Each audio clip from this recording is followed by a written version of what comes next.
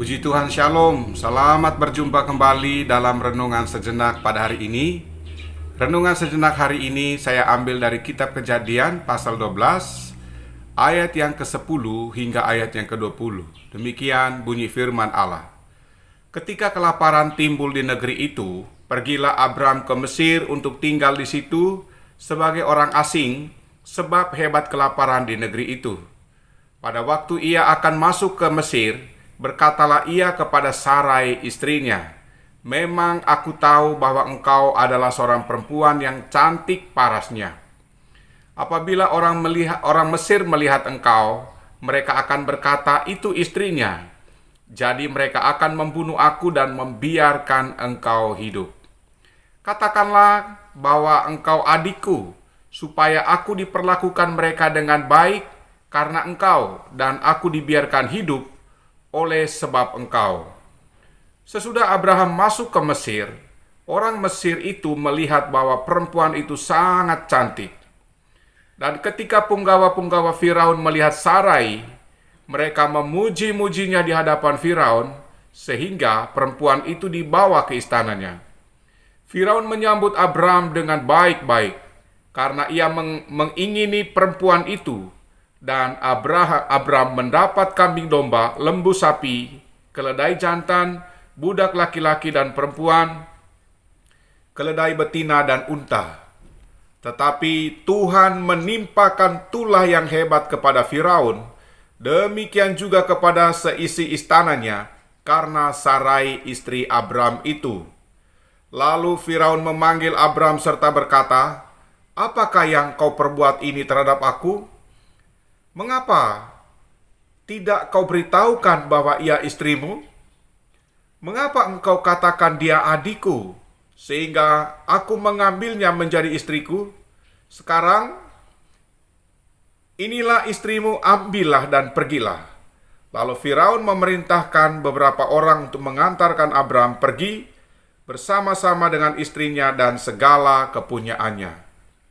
Judul renungan sejenak pada hari ini adalah "Suami terancam karena kecantikan istrinya". Memiliki seorang istri yang cantik seharusnya menjadi kebanggaan bagi suami. Namun tidak demikian bagi Abram. Kecantikan istrinya justru menjadi ancaman bagi dirinya.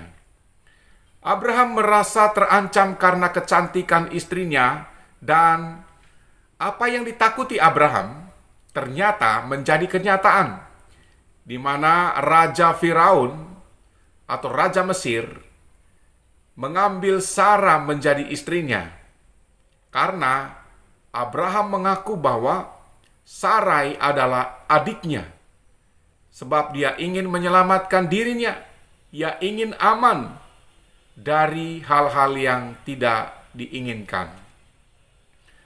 Hal tersebut menunjukkan sikap seorang suami yang tidak bertanggung jawab terhadap istrinya, yang rela membiarkan istrinya dimanfaatkan oleh orang lain. Yang penting dia aman, yang penting dia dapat kekayaan.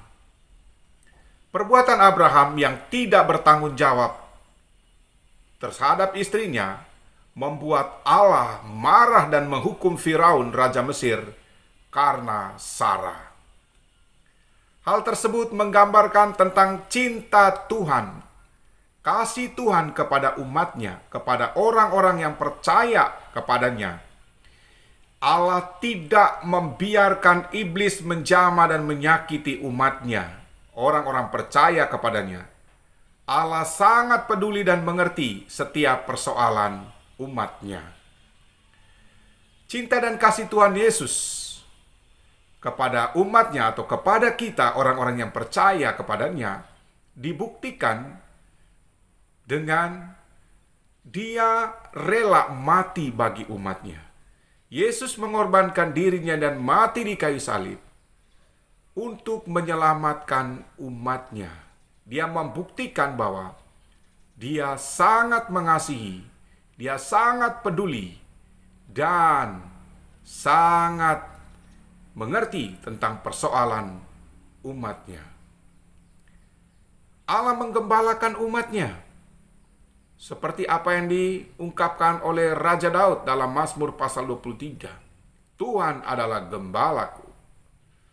Itu adalah bukti cinta Tuhan kepada kita sebagai umatnya atau sebagai orang-orang yang percaya kepadanya. Dia menjamin keamanan dan kenyamanan umatnya. Dia juga memberkati umatnya. Dan banyak hal yang lain yang dilakukan oleh Allah kepada kita, yang dilakukan oleh Tuhan Yesus kepada kita, untuk membuktikan bahwa Allah atau Tuhan Yesus sangat cinta dan sangat mengasihi kita sebagai umatnya yang percaya kepadanya. Oleh sebab itu, Bapak Ibu, saudara-saudariku sekalian, jadilah umat atau jemaat yang cantik secara batiniah, cantik dalam hal karakter, cantik dalam hal moral, cantik dalam hal kerohanian, menjaga kekudusan hidup, sehingga menjadi kebanggaan Tuhan kita Yesus Kristus yang sangat mengasihi kita, yang dibuktikan dengan dia rela mengorbankan dirinya, mati di kayu salib, demi untuk menyelamatkan kita dari dosa, demi untuk menyelamatkan kita dari hukuman kekal di dalam neraka. Berbahagialah kita sekalian yang percaya kepada Yesus.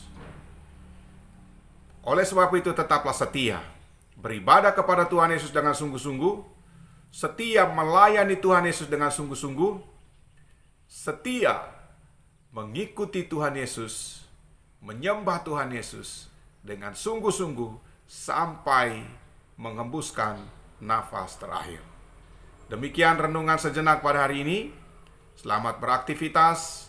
Tuhan Yesus menyertai dan memberkati kita sekalian. Amin.